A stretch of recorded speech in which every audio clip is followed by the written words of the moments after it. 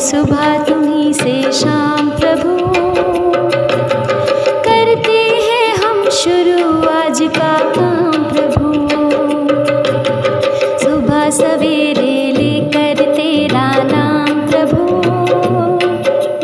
करते हैं हम शुरू आज का काम प्रभु।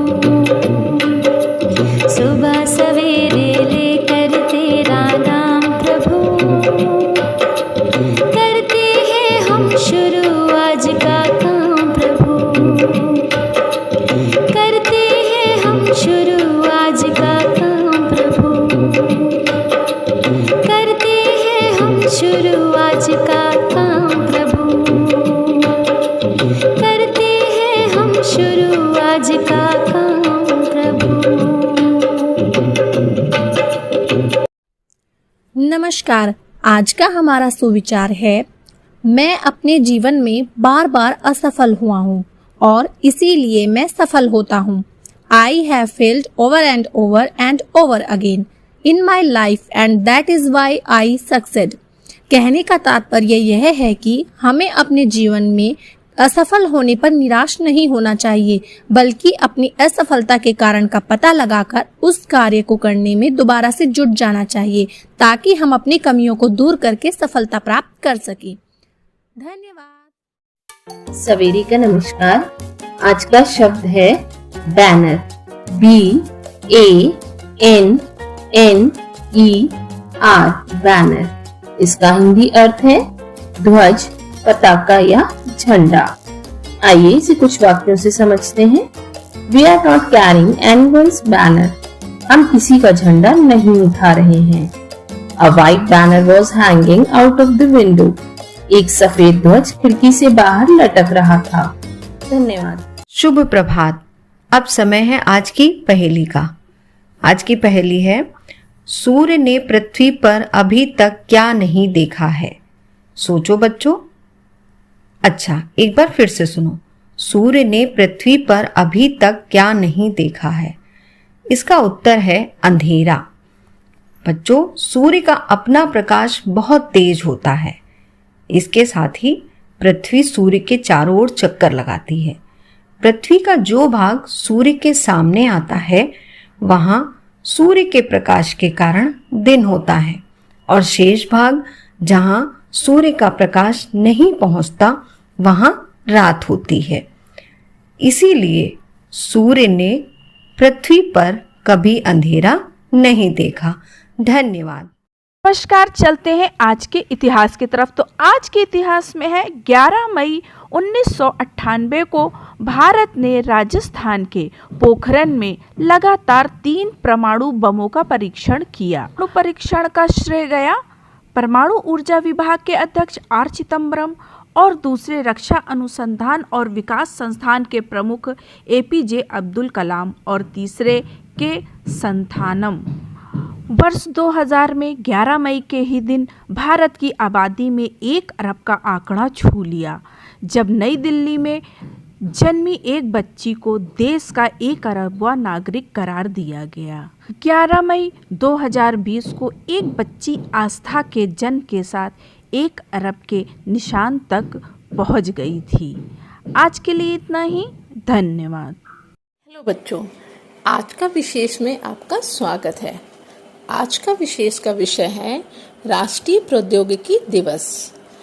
आइए हम इसके बारे में जानते हैं। राष्ट्रीय प्रौद्योगिकी दिवस प्रतिवर्ष 11 मई 1998 को पोखरण में आयोजित परमाणु परीक्षण ऑपरेशन शक्ति की वर्षगांठ मनाने के लिए मनाया जाता है। यह भारत के सभी नागरिकों के लिए गर्व का विषय है। इस दिन राष्ट्र गर्व के साथ अपने वैज्ञानिकों की उपलब्धियों को याद करता है। यह दिन हमारे दैनिक जीवन में विज्ञान के महत्व की भी प्रशंसा करता है। धन्यवाद। नमस्कार। मिशन अभ्युदय प्रार्थना सभा के अंतर्गत क्विज ऑफ द डे में टुडे स्पीच। भारत का राष्ट्रीय फूल कौन सा है? उत्तर कमल का फूल। भारत का राष्ट्रीय वृक्ष या पेड़ कौन सा है? भारत का राष्ट्रीय वृक्ष बरगद है। भारत का राष्ट्रीय खेल कौन सा है? भारत का राष्ट्रीय खेल हॉकी है। भारतीय ध्वज तिरंगा झंडा की लंबाई और चौड़ाई का अनुपात क्या होता है? 3:2 होता है। धन्यवाद।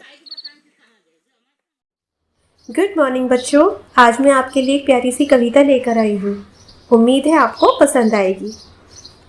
ईश्वर ऐसा करो कि मैं भी वैज्ञानिक बन जाऊं। ईश्वर ऐसा करो कि मैं भी वैज्ञानिक बन जाऊं। नई नई खोजों द्वारा जग में खुशियाँ लाऊं।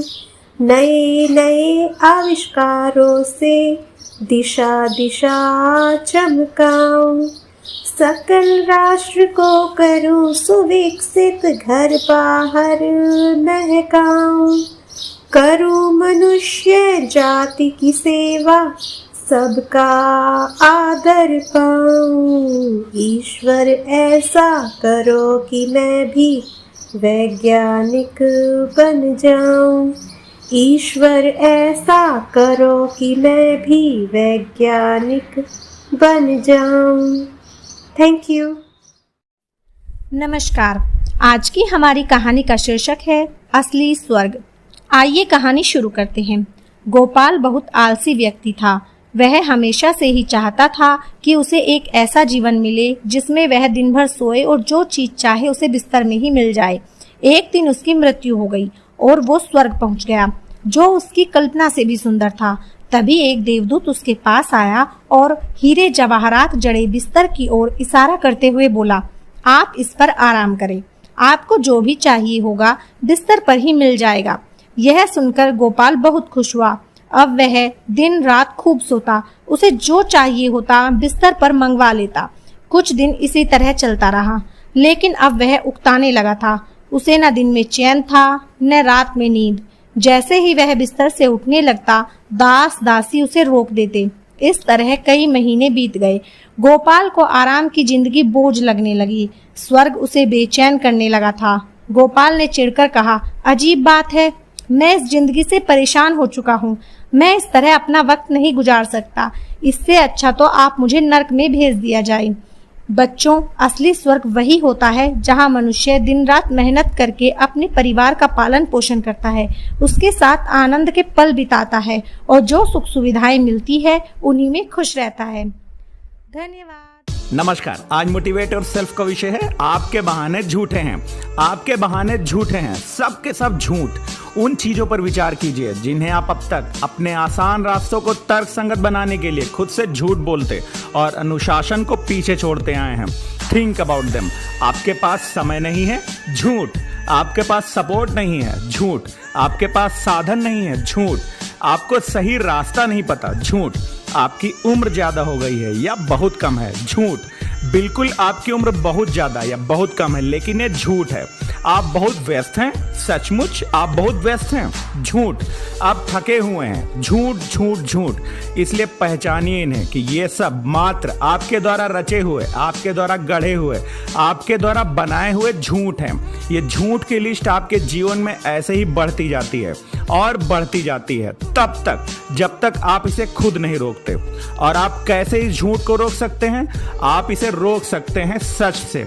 सच आपको आजाद कर देता है, सच आपको खड़ा रखता है और सच आपको टाल मटोल, आलस से और विलंब से दूर लेकर जाता है। और ये उस नुकसान से भी आपको दूर लेकर जाता है जो अनुशासन की कमी से आपके पास चले आते हैं। इसलिए झूठ पर भरोसा मत कीजिए, सच पर भरोसा कीजिए। और सच यही है कि आपके पास समय है, आपके पास ज्ञान है, आपके पास सपोर्ट है, आपके पास क्षमता है, आपके पास इच्छा शक्ति है, आपके पास अनुशासन है और वो सब आपके पास है जो आपको चाहिए।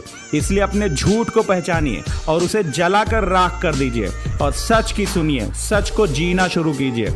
इन बहानों से बाहर निकलिए क्योंकि आप इसे कर सकते हैं। धन्यवाद। आपका दिन शुभ हो।